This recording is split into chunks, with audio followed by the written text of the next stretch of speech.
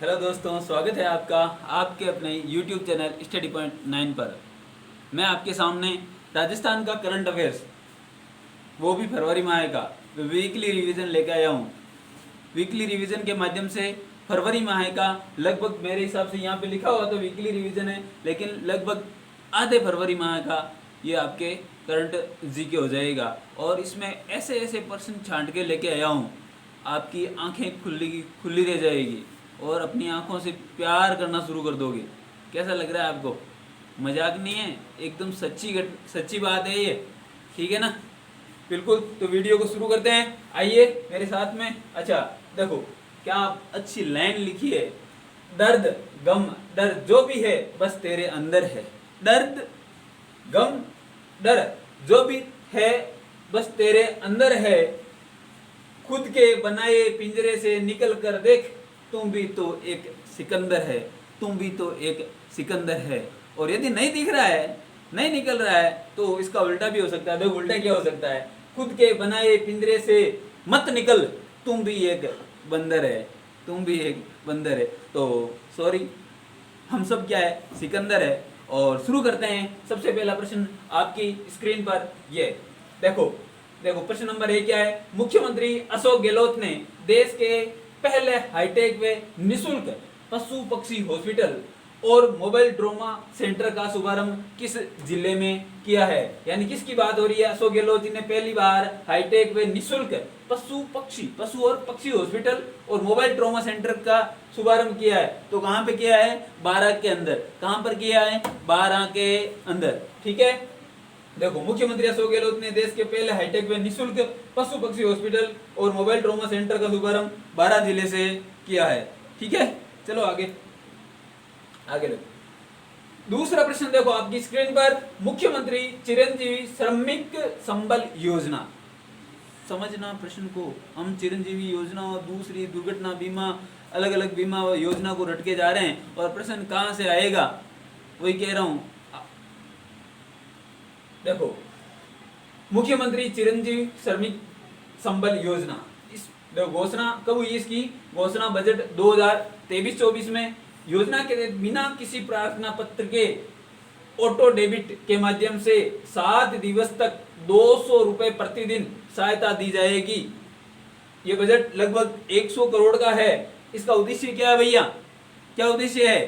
जो पंजीकृत श्रमिकों व स्ट्रीट वेंडर के परिवारों के 25 से 60 वर्ष के सदस्यों को हॉस्पिटलाइजेशन के दौरान उनकी दैनिक मजदूरी समाप्त होने पर रोजमर्रा की आवश्यकताएं पूरी करने के लिए सहायता प्रदान करने के लिए ये योजना शुरू की गई है। बहुत ही अच्छी योजना है और बहुत ही अच्छा प्रश्न बनेगा यहाँ पर हमारे लिए। यानी मुख्यमंत्री चिरंजीवी श्रमिक संबल योजना, यानी कहने का मतलब किसी श्रमिक के परिवार में कोई सदस्य बीमार है और वो हॉस्पिटल में भर्ती है, तो 7 दिन की, यानी वो मजदूरी करने वाला है, उसके परिवार का खर्चा कैसे चलेगा? तो इस जन सम्मान के अंदर गहलोत साहब ने ये योजना शुरू की है, जिसमें क्या है भाई, 7 दिन तक उस व्यक्ति के परिवार को 7 दिन तक 200 रुपए प्रतिदिन दिया जाएगा और इसका बजट लगभग 100 करोड़ रुपए है। चलिए अगले प्रश्न की ओर। अगला प्रश्न है, देखो, राजस्थान बेघर उत्थान व पुनर्वास नीति 2022 कब लागू की गई? यानी प्रश्न क्या है, राजस्थान बेघर उत्थान व पुनर्वास नीति 2022 कब लागू की गई? तो 3 जनवरी 2023 को, 3 जनवरी 2023 को राजस्थान बेघर उत्थान व पुनर्वास नीति लागू की गई है। इस नीति के तहत 50 वर्ग फीट प्रति व्यक्ति की न्यूनतम जगह के साथ छत उपलब्ध कराने व विशेष श्रेणी के लोगों को समुचित निजता और सुरक्षा उपलब्ध करवाई जाने संबंधी प्रावधान किया गया है। कहने का मतलब, जिनका घर मकान नहीं है उनके लिए सरकार क्या करेगी भाई, एक 50 वर्ग फीट का एक प्लॉट देगी और यानी एक कमरा बना करके उस व्यक्ति को देगी, ठीक है। चलते हैं अगले प्रश्न की ओर। अगला प्रश्न, खेलो इंडिया यूथ गेम के 5वें संस्करण में राजस्थान ने 48 पदक जीतकर किस स्थान पर रहा। तो सबसे पहली बात तो यह है कि खेलो इंडिया यूथ गेम का कौन सा संस्करण हुआ, 5वां। कौन सा संस्करण की बात कर रहे हैं, 5वें संस्करण की बात कर रहे हैं, ठीक है। खेलो इंडिया यूथ गेम के 5वें संस्करण में कितने पदक जीते, 48 पदक जीते। कितने पदक जीते भाई, 48 पदक जीते हैं, ठीक है। और उसमें कि कौन से स्थान पर रहा है, तो चौथे स्थान पर रहा है, ठीक है। देखो खेलो इंडिया यूथ गेम के संस्करण कौन सा है, 5वां है। और इन खेलों की मेजबानी कौन से राज्य के अंदर हुई है, मध्य प्रदेश के अंदर हुई है। कहां पे हुई है, मध्य प्रदेश के अंदर हुई है। और महाराष्ट्र स्वर्ण पदक, यानी महाराष्ट्र इसमें सबसे ज्यादा, महाराष्ट्र पहले स्थान पर रहा है। इसने 56 स्वर्ण पदक जीते, सिल्वर पदक 55 और कांस्य पदक इसमें आगे दिया नहीं है, और मुझे भी इतनी इसके बारे में भूल हो गई है। अगला देखो, पहला तो ये हो गया, ठीक है ना। अब दूसरा हमें राजस्थान का ध्यान रखना है केवल, यानी राजस्थान ने टोटल पदक कितने जीते हैं, टोटल 48 पदक जीते हैं। कितने पदक जीते हैं, 48। उसमें से स्वर्ण तो कितने हो गए, 19, और सिल्वर कितने हो गए, 10, और कांस्य कितने बचे। अरे भाई 19 और 10 कितने हो गए, 29, और बाकी के क्या है, पूरे के पूरे ही कांस्य हैं। कितने, 21, सही है क्या। चलो आगे चलो। खेलो इंडिया यूथ गेम में उदयपुर के तैराक युग चेलानी ने कुल कितने पदक जीते हैं, ठीक है। क्या कह रहा है कि खेलो इंडिया यूथ गेम में उदयपुर के तैराक युग चेलानी ने कुल कितने पदक जीते हैं, तो 5 पदक जीते हैं। कितने पदक जीते हैं भाई, 5 पदक जीते हैं। तो इसमें से इस प्रश्न में से भी कितने कैसे प्रश्न बन सकते हैं। देखो खेलो इंडिया यूथ गेम में तैराक युग चेलानी का संबंध कौन से जिले से है, तो उदयपुर जिले से है, ठीक है। उदयपुर के युग चेलानी का संबंध कौन से खेल से है, तो वो कैसे हो जाएगा भाई, किससे हो जाएगा, हाँ तैराकी से। किससे हो जाएगा, तैराकी से हो जाएगा। आगे देखो, उदयपुर के तैराक युग चेलानी ने खेलो इंडिया प्रतियोगिता में कुल 5 पदक जीते हैं, जिनमें 3 स्वर्ण पदक और 2 कांस्य पदक हैं। यानी टोटल पदक कितने हो गए, 5 पदक हो गए, ठीक है। आगे चलो। जितेंद्र गोदारा तथा मानविंदर सिंह को नेशनल प्रेन्योरशिप अवार्ड से केंद्रीय कृषि मंत्रालय की ओर से सम्मानित किया गया। इनका संबंध किस जिले से है, तो इनका संबंध कौन से जिले से है भाई, हनुमानगढ़ जिले से। कौन से जिले से है, हनुमानगढ़ जिले से। देखो हनुमानगढ़ जिले के जितेंद्र गोदारा और मानवेंद्र सिंह को केंद्र सरकार के कृषि मंत्रालय की ओर से नेशनल एग्रो एंटरप्रेन्योरशिप, जहां तक मुझे लगता है यहाँ पे आगे एंटरप्रेन्योरशिप आना चाहिए, अवार्ड से सम्मानित किया गया है। जितेंद्र गोदारा और मानवेंद्र सिंह देसी गिर गायों का समर्थन कर रहे हैं, और उन्होंने शुद्ध देसी घी, दूध जैसे मिठाइयों और दूध से निर्मित मिठाइयों के क्षेत्र में काम किया है, ठीक है ना। तो कौन कौन हो जाएंगे, हनुमानगढ़ के जितेंद्र गोदारा और मानवेंद्र सिंह हो जाएंगे। चलते हैं आगे अगले प्रश्न की ओर। चलो अगला प्रश्न देखो आपके सामने। 9 फरवरी 2023 को राजस्थान में उष्ट संरक्षण योजना की शुरुआत की गई है। देखो प्रश्न में से ही प्रश्न निकल कर आ सकता है।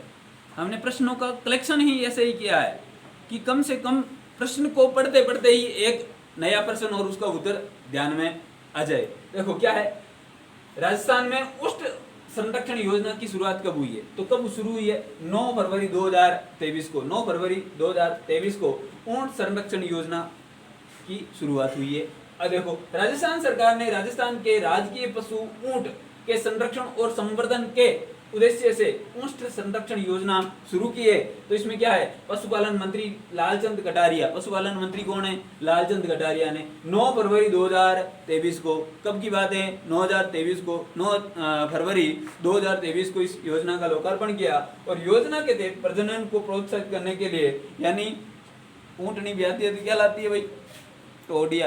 क्या लाती है, टोडिया। वैसे राजस्थान में सबसे पहले ऊंट अर्थात टोडिया लाने का श्रेय किसको जाता है, हाँ जी किसको जाता है, अच्छा सबको आ रहा है वैसे ना, बाबूजी को जाता है, बिल्कुल बाबूजी को जाता है। अच्छा और आगे देखो फिर, योजना के तहत प्रजनन को प्रोत्साहित करने के लिए टोडिया के जन्म पर जो ऊंट बालक है उनको 5-5 हजार की प्रोत्साहन राशि 2 किस्तों में दी जाएगी, ठीक है ना। तो 2 किस्तों में कितनी, 5-5 हजार की, यानी टोटल कितने रुपए मिलेंगे, 10,000 रुपए मिलेंगे। ठीक है, प्रदेश में ऊंट संरक्षण विकास नीति लागू किए जाना प्रस्तावित है। इसके लिए 10 करोड़ की राशि का प्रावधान किया गया है। ठीक है, चलते हैं आगे अगले प्रश्न की ओर। अच्छा, आप बताओगे क्या? चलो बता देना, ऊंट को राजकीय पशु कब घोषित किया? ठीक है, बता दोगे? चलो बता देना। ओके, चलो आगे क्या अगला प्रश्न देखो। प्रदेश में लेपर्ड यानी तेंदुआ सफारी कहाँ शुरू की गई है? छपेगा और टपकेगा, पक्का टपकेगा, ऐसा प्रश्न आएगा बिल्कुल। जिसको नहीं आएगा उसके आंखों में से पानी टपकेगा और पसीने की बूंदें टपकेगी, और जब ये प्रश्न टपकेगा तो दिल खुश हो जाएगा। ठीक है, तो प्रदेश में लेपर्ड यानी तेंदुआ सफारी कहाँ शुरू हुई है? तो आमागढ़ जयपुर से। सबको आता है, मैं गारंटी लेता हूँ, लेकिन इसका रिवीजन जरूरी है। ठीक है ना। प्रदेश में लेपर्ड सफारी कहाँ शुरू हुई है? ठीक है, आमागढ़ जयपुर में। जालाना तथा नाहरगढ़ के बाद मुख्यमंत्री अशोक गहलोत ने 22 मई जैव विविधता दिवस कब मनाया जाता है? 22 मई को। तो 22 मई जैव विविधता दिवस पर आमागढ़ लेपर्ड सफारी का वर्चुअल उद्घाटन किया है। ठीक है, प्रदेश की पहली लेपर्ड सफारी जालाना जयपुर के अंदर है। यदि पूछ ले पहले लेपर्ड सफारी कौन सी है, तो जालाना जयपुर के अंदर है। ठीक है, और तीसरी कौन सी हो जाएगी? आमागढ़ जयपुर। यानी देखें तो पहली जालाना, दूसरी नाहरगढ़ और तीसरी कौन सी हो जाएगी? आमागढ़। ये तीनों ही कहाँ पे है? जयपुर के अंदर है। ठीक है, चले आगे। चले, नेशनल टाइगर कंजर्वेशन अथॉरिटी ने राजस्थान के किस क्षेत्र में 5वें टाइगर रिजर्व को सैद्धांतिक मंजूरी दी है? यानी किसकी बात हो रही है? नेशनल टाइगर कंजर्वेशन अथॉरिटी ने राजस्थान के किस क्षेत्र में 5वें टाइगर रिजर्व की बात हो रही है? 5वें टाइगर रिजर्व को सैद्धांतिक मंजूरी दी है। तो करौली, धौलपुर और भरतपुर। करौली, धौलपुर और भरतपुर, यानी जो नक्शे के अंदर इस तरफ वाले तीनों जिले हैं, उनको मिलाकर क्या है? 5वें टाइगर रिजर्व की मंजूरी दी गई है। National tiger reserve conservation authority ने वन विभाग में करौली के मासलपुर रेंज, करौली की कौन सी रेंज है? मासलपुर, धौलपुर के सरमथुरा के जिरी वन क्षेत्र और भरतपुर वन क्षेत्र को शामिल कर 5वें टाइगर रिजर्व बनाने की सैद्धांतिक मंजूरी दी है। नए टाइगर रिजर्व का कुल क्षेत्रफल 1058 वर्ग किलोमीटर होगा। 1058 वर्ग किलोमीटर होगा। इतना जानकारी नहीं रखनी है हमने, तो केवल इतना ध्यान रखना है कि 5वें जो टाइगर रिजर्व की घोषणा की जाएगी वो कौन कौन से जिलों के क्षेत्र को मिलाकर की जाएगी। चलें अगले प्रश्न की ओर। चले गया? चलो देखो, 6 से 10 जनवरी 2023 को 15वें जयपुर इंटरनेशनल फिल्म फेस्टिवल का आयोजन किस थीम के साथ हुआ है? बोल्ड करो भाई, इसको बोल्ड करो। 15वें जयपुर इंटरनेशनल फिल्म फेस्टिवल का आयोजन कौन से फिल्म फेस्टिवल की बात हो रही है? 15वें जयपुर इंटरनेशनल फिल्म फेस्टिवल की बात हो रही है। और किस थीम के साथ हुआ है? तो फिल्मों से मानसिक योग। किसका थीम है भाई? ये 15वें जयपुर इंटरनेशनल फिल्म फेस्टिवल का थीम है ये। ठीक है, 15वां Jaipur international film festival Jaipur में आयोजन 6 जनवरी से 10 जनवरी 2023 जयपुर में हुआ। 5 दिवसीय फेस्टिवल में 83 देशों की 282 फिल्मों को स्क्रीनिंग की गई। और आयोजन पंजाब सरकार ने पर्यटन विभाग के सहयोग से किया। और थीम है फिल्मों से मानसिक योग। Life time achievement award Arpana Sen को दिया गया है। ठीक है ना। चलो देखो, इसमें वापिस पीछे लो तो इसको एक बार पीछे। हाँ देखो, जयपुर इंटरनेशनल फिल्म फेस्टिवल है ना, इसके संस्करण का भी पूछा जा सकता है ना। कौन सा संस्करण हुआ? तो 15वां संस्करण हुआ है ना। 15वां फेस्टिवल हुआ कि नहीं हुआ? तो इसकी क्रम संख्या भी पूछी जा सकती है, इसका भी हमें ध्यान रखना चाहिए। ठीक है, चलो आगे चलो भाई। अगला देखो भाई, नंदिनी नेगी, नीलम कुमावत व खुशी गुर्जर का संबंध किस खेल से है? किससे है भाई? हैं? सुसु? नहीं, वुसु। अरे वुसु से है। किससे है? वुसु से। देखो, नंदिनी नेगी, नीलम कुमावत और खुशी गुर्जर का संबंध वुसु से है। ठीक है। राजस्थान वुसु टीम कोयम्बटूर में आयोजित खेलो इंडिया जूनियर नेशनल विमेन विश्व चैंपियनशिप में 1 रजत और 2 कांस्य पदक के साथ ओवरऑल टीम चैंपियनशिप तीसरे स्थान पर रही है। और जिसने नंदिनी नेगी 45 किलो में रजत यानी 45 किलो क्षेत्र में रजत और नीलम ने कांस्य और खुशी गुर्जर ने कांस्य पदक जीता है। कहने का मतलब हमें केवल इन खिलाड़ियों के खेल से संबंध थोड़ा ध्यान रखना है। क्या पता ऐसे कई बार अटपटे नाम भी पूछे जाते हैं, विशेष तौर से अधीनस्थ बोर्ड पूछता है और आरबीसी भी ऐसे प्रश्न पूछता जरूर है। तो नंदिनी नेगी, नीलम कुमावत और खुशी गुर्जर का संबंध किससे है भाई? वुशु से है। किससे है? वुशु से।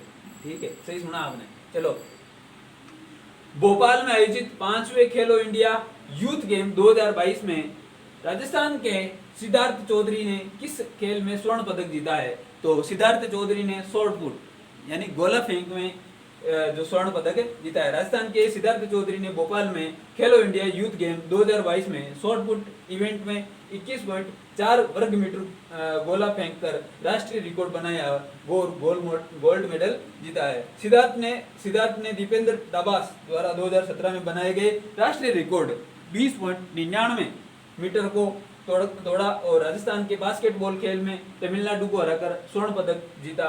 यानी ये अलग चीज है। ठीक है, इनको छोड़ दो, आगे चलो एक बार। देखो हमारे होशियार आदमियों की कलाकारी देखो भाई। यहाँ पर भोपाल है, क्या है भाई? अभी पिछला प्रश्न ही तो पढ़ा था, है ना? देखो भोपाल नहीं है, ठीक है ना? भोपाल में 5वें खेलो इंडिया यूथ गेम में राजस्थान के लव कुमार ने किस खेल में स्वर्ण पदक जीता है? और ये लव कुमार कौन है भाई? कौन से खेल से संबंधित है? अच्छा, ये लव कुमार है, ये साइकिलिस्ट है भाई, है ना? साइकिलिंग, ठीक है ना? 5वें खेलो इंडिया यूथ गेम भोपाल में राजस्थान के लव कुमार साइकिलिंग में स्वर्ण पदक जीता है। दीपक सैनी जिम्नास्टिक से संबंधित है। दीपक सैनी का संबंध किससे है?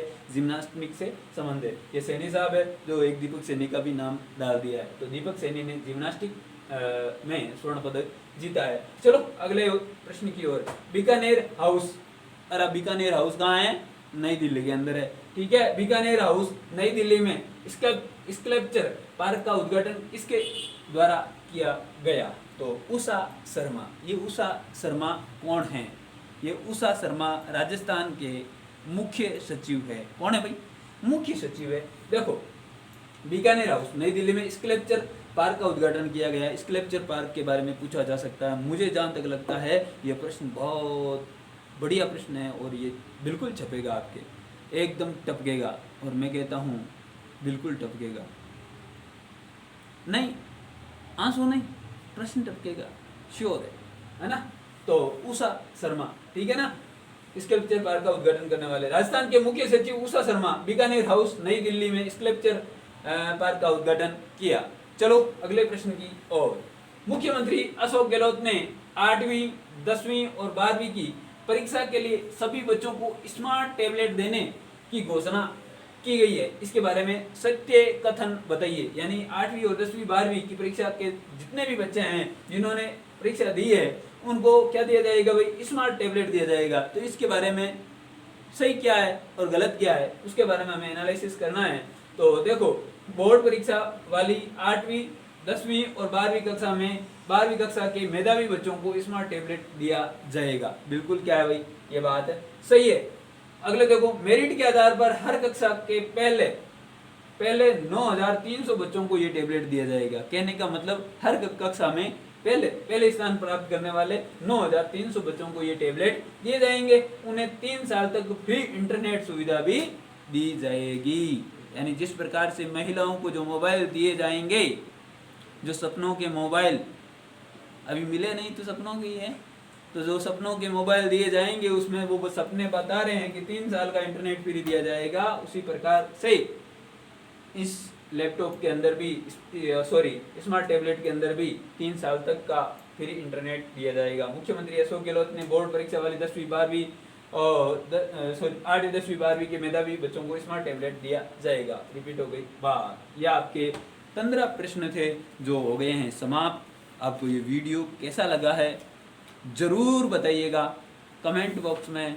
जो भी सुधार करना है, जो भी आपके सुझाव हैं वो बिल्कुल आप दीजिए हमें, हम हमारी तरफ से सुधार करेंगे। और ये वीडियो कैसा लगा ज़रूर बताइए। और तो क्या बताएं, मौज करो, खुश रहो। मैं कोई आशीर्वाद नहीं दे रहा हूँ, ये मैं भगवान से प्रार्थना करता हूँ कि हमारे जो साथी है और हम सभी खुश रहें, मौज करें। ठीक है कि नहीं? चलो, राम राम, जय हिंद, जय भारत।